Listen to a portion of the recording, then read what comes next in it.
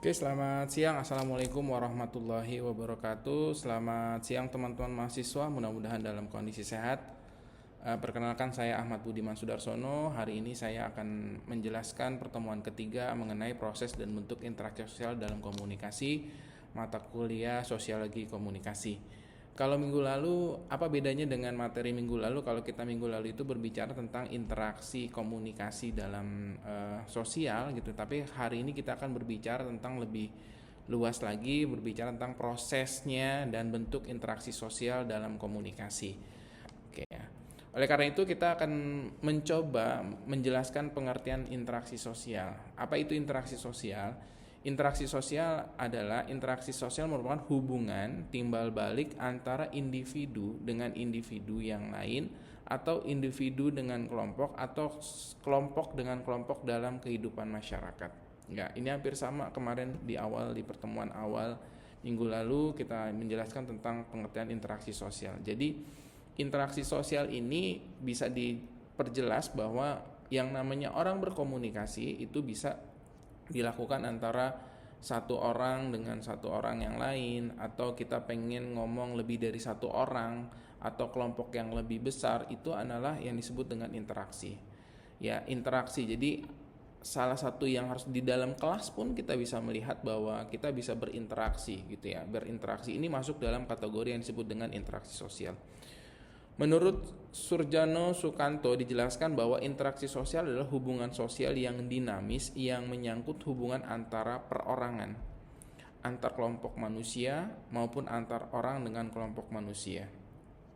Dalam konteks sosiologi komunikasi, bahwa interaksi sosial terjadi melalui proses penyampaian pesan, sebuah simbol atau informasi yang memungkinkan manusia saling memahami gitu ya. Nah, ini adalah bentuk-bentuk interaksi sosial ya. Kita ambil analogi dulu. Apa yang kalau kita melihat dalam konteks penyampaian pesan itu apa gitu ya. Penyampaian pesan itu harus jelas. Harus kita sampaikan kepada masyarakat bahwa penyampaian pesan itu penting gitu ya.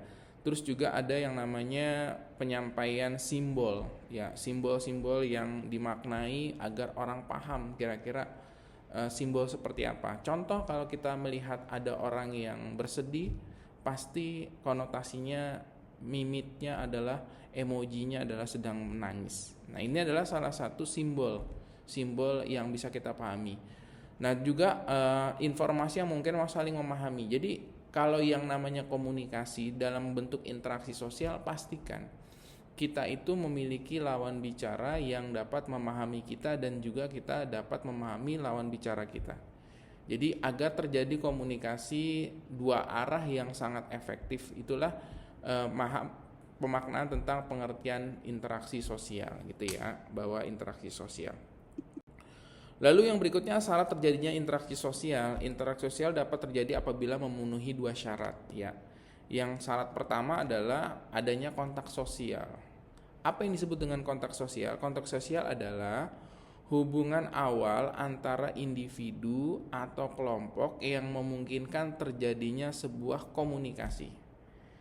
Kontak sosial dapat terjadi apabila kontak langsung atau yang terjadi tatap muka, atau kontak tidak langsung melalui media, contohnya percakapan langsung, melalui telepon ataupun media sosial. Nah, ini yang namanya kontak sosial.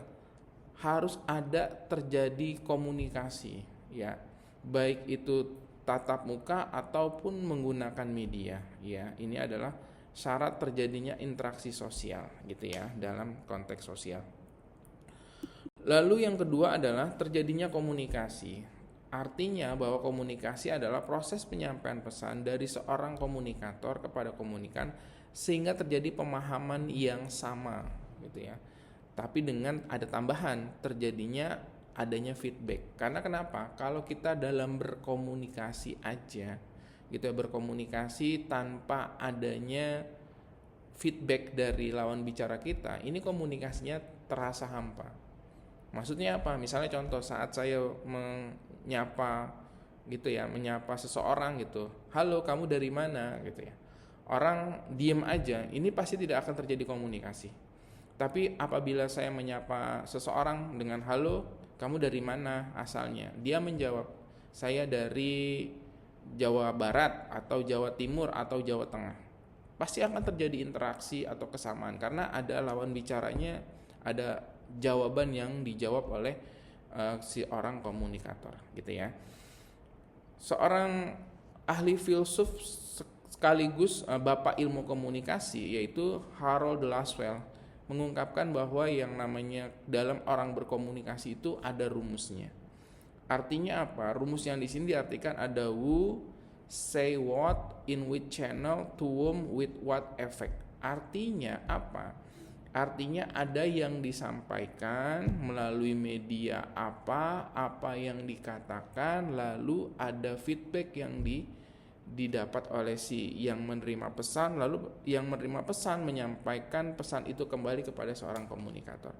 Maka inilah konsep dalam komunikasi gitu ya, bahwa komunikasi itu dinyatakan efektif apabila seorang komunikator memberikan feedback yang disampaikan oleh seorang komunikan. Yang berikutnya adalah bentuk-bentuk interaksi sosial ya. Interaksi sosial dalam masyarakat terbagi menjadi dua bentuk. Yang pertama interaksi asosiatif.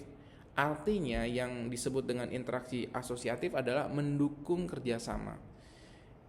Inti dari interaksi asosiatif itu adalah interaksi yang mengarah pada persatuan dan juga kerjasama. Kita bisa melihat bentuknya dalam konteks kerjasama atau cooperation ya. Apabila terjadi antara seorang individu atau kelompok bekerjasama untuk mencapai tujuan bersama, gitu ya. Jadi ada tujuan yang bersama. Jadi antara baik kalau kita misalnya contoh, kalau kita sama pacar kita gitu udah lama pacaran, misalnya pacaran udah hampir 1 tahun gitu ya, pasti kita punya komitmen bersama yang artinya bahwa sama-sama ingin berumah tangga gitu ya, pengen ke arah jenjang yang lebih serius. Nah ini masuk dalam kategori interaksi asosiatif ya, mendukung kerjasama antara satu dengan. Kalau sudah menikah, kita masuk dalam kategori yang lebih besar, keluarga lebih besar. Keluarga kecil kita, keluarga kita, nanti ada keluarga dari keluarga istri kita, dari keluarga dari suami kita. Ini adalah salah satu bentuk yang disebut dengan bentuk interaksi sosial, nanti akan berbeda-beda ya. Jadi contohnya dalam konteks interaksi asosiatif, dalam konteks kerjasama, yaitu adalah gotong royong di masyarakat, kerjasama tim dalam sebuah organisasi. Ini adalah sesuatu hal yang bisa kita jumpai saat kita bermain ataupun kita berinteraksi di masyarakat. Lalu yang kedua adanya akomodasi. Artinya apa? Arti akomodasi adalah proses penyesuaian sosial untuk meredam sebuah konflik ya. Contohnya adalah mediasi ataupun negosiasi. Artinya apa? Dalam proses interaksi sosial pasti ada juga yang namanya konflik. Kita dalam berteman gitu ya, walaupun kita sudah berteman selama 10 tahun, pasti ada yang namanya sebuah konflik. Ada berantem-berantem kecil gitu ya, ada marah-marahan kecil gitu ya. Ini sesuatu hal yang wajar gitu ya, sesuatu hal yang wajar. Maka dalam interaksi sosial butuh yang namanya akomodasi.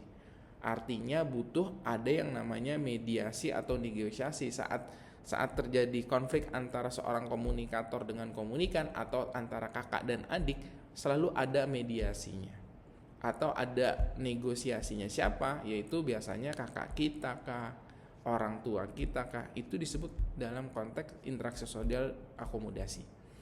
Lalu yang berikutnya ada asimilasi. Asimilasi itu artinya apa? Proses peleburan dua kebudayaan atau kelompok sehingga membentuk budaya baru. Nah ini ya tadi ya yang minggu lalu, artinya apa? Asimilasi ini contoh yang paling mudah adalah saat kita berumah tangga. Ya saat kita pacaran, udah selama 1 tahun kita pacaran, itu ternyata pacar kita misalnya kita orang Jawa, nah pacar kita gitu orang Sumatera. Kita punya kebudayaan yang berbeda gitu ya. Kita punya kebudayaan yang berbeda, cara berbicara yang berbeda, cara berperilaku yang berbeda, tapi intinya sama-sama harus saling memahami gitu ya. Pasangan kita orang Sumatera harus memahami tingkah laku kita sebagai orang Jawa seperti apa. Begitu juga kita sebagai orang Jawa punya pacar seorang dari Sumatera, kita harus punya tahu karakternya seperti apa. Nah, ini adalah salah satu agar terjadinya sebuah interaksi dalam komunikasi. Lalu dalam interaksinya juga ada yang namanya interaksi disosiatif, ya, artinya menuju sebuah konflik. Artinya apa? Interaksi yang mengarah pada perpecahan atau persaingan, ya. Ini dalam komunikasi juga ada gitu ya, mengarah pada perpecahan dan persaingan. Ini kalau salah satunya dalam tidak menemukan sebuah solusi. Tadi kalau kita ngelihat interaksi sosial itu bisa terjadi antara orang per orang atau orang dengan kelompok, kita contoh ya. Yang paling ramai saat ini terjadi di tahun 2026 ini adalah bagaimana konflik antara Amerika dengan Iran gitu ya. Ini kan secara tidak langsung perang ini akan menyebabkan kerusakan di suatu negara ya. Ini adalah yang disebut dengan karena tidak ada saling adanya keegoisan antara pemimpin negara. Akhirnya dirugikan seluruh negara ya. Karena kenapa? Secara tidak langsung perpecahan ini menyebabkan yang namanya Selat Hormuz gitu ya, adalah salah satu lautan yang dapat dilewati oleh seluruh dunia gitu ya. Ini terhenti, terhalang, terhambat itu ya. Itu dalam konteks perang. Kita nggak ngomongin perangnya, tapi kita hanya memberikan sebuah contoh. Dalam interaksi disosiatif menuju sebuah konflik, bentuknya antara lain adalah persaingan. Ada yang disebut dengan competition ya. Persaingan terjadi ketika individu atau kelompok berlomba untuk mencapai tujuan tertentu. Contohnya adalah persaingan bisnis, persaingan politik, itu adalah yang wajar gitu ya. Tapi gunakan cara-cara yang wajar juga gitu ya. Jangan menggunakan cara-cara curang, hasilnya juga akan menjadi sebuah curang ya. Jadi ini adalah konteks dalam persaingan yang disebut dalam konteks interaksi disosiatif. Yang kedua ada yang namanya konflik. Konflik adalah pertentangan antara individu atau kelompok akibat perbedaan kepentingan. Ya, contohnya adalah konflik sosial, konflik antar kelompok. Ya, kalau kita ngomongin konflik sosial sama. Ngomongin lagi nih temanya tentang pacaran gitu ya. Kalau kita lagi pacaran pasti ada yang namanya konflik. Ya.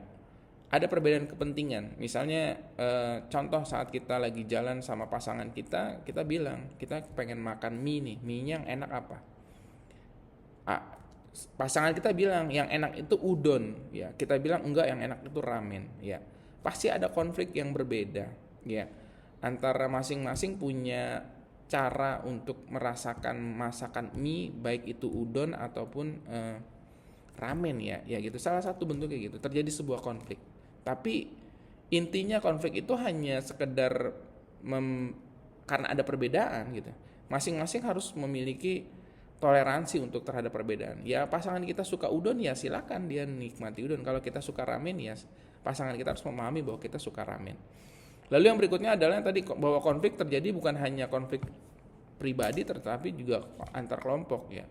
Kalau dulu waktu zaman saya waktu SMA gitu ya, zaman SMA masih suka yang namanya tawuran pelajar.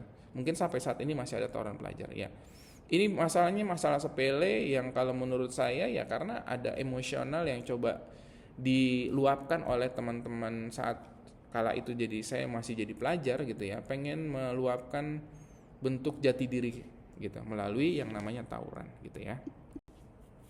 Oke, yang berikutnya adalah peran komunikasi dalam interaksi sosial gitu ya. Komunikasi memiliki peran penting dalam interaksi sosial. Kenapa? Karena yang pertama, bahwa dalam interaksi sosial itu perlu adanya komunikasi. Kenapa terjadinya komunikasi? Karena perlu adanya penyampaian informasi, ya. Yang kedua, membangun hubungan sosial. Yang ketiga, menyelesaikan konflik. Yang keempat, membentuk identitas sosial. Yang kelima, menciptakan kerjasama dalam masyarakat.